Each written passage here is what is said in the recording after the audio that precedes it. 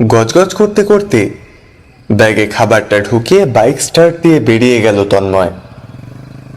এই রাত বেড়েতে লোকের এত খিদে পায়? খাবি খা, তাই বলে এই মাঝরাতে চিকেন কষা আর হাত রুটির বায়না। ধুর।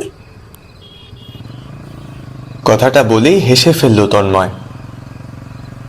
নিজেই তো এই রাতের কাজটা নিয়েছে ডাবল টাকার জন্য। আর তাছাড়া কাস্টমার লক্ষ্মী আর দোকানদার পেঁচা। কাস্টমারের আবদার তো আমাদের পূরণ করতেই হবে। তন্ময়ের দাদু মারা গেছে পরশু ঘাট।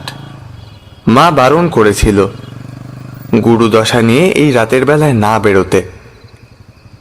মায়ের মাথায় হাত বুলিয়ে তন্ময় নরম গলায় বলে এসেছিল, ভয়ের থেকেও অভাবের তাড়না বেশি মা। চিন্তা করো না, ওসবে গরিবের কিছু হয় না। হঠাৎই দাদুর কথা মনে পড়ে যায় ওর। ইস, দাদুটা মাংস খেতে ভীষণ ভালোবাসত।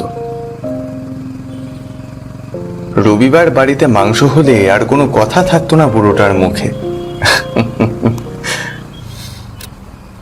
তখনই যেন ওর মাথার মধ্যে কেউ বলে ওঠে, তাহলে একটু মাংস দিয়ে দাদু।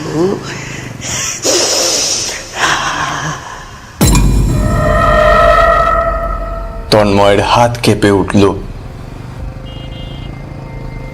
বাইকটা একটু দূরে গেল। চারিদিক নিস্তব্ধ। দূরে একটা কুকুর হাউমাউ করে ডেকে উঠল। তন্ময় মাথা ঝাঁকিয়ে নিজেকেই বলল, ওহ, কি সব ভাবছি আমি। কিন্তু ঠিক তখনই সে টের পেল বাইকের পেছনের সিটটা যেন একটু ভারী হয়ে গেছে। ঠান্ডা একটা বাতাস ঘাড় ছুঁয়ে গেল। আবার সেই কণ্ঠস্বর, খুব গন্ধ পাচ্ছি রে দাদু, মাংসের গন্ধ।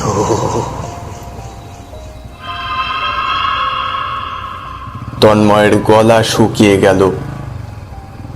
ধীরে ধীরে সে রিয়ার ভিউ মিররে তাকালো। মিররের কুয়াশা ভেদ করে সেখানে অস্পষ্ট একটা মুখ ভেসে উঠেছে। চোখ দুটো গভীর, আর ঠোঁটে অদ্ভুত একটা হাসি।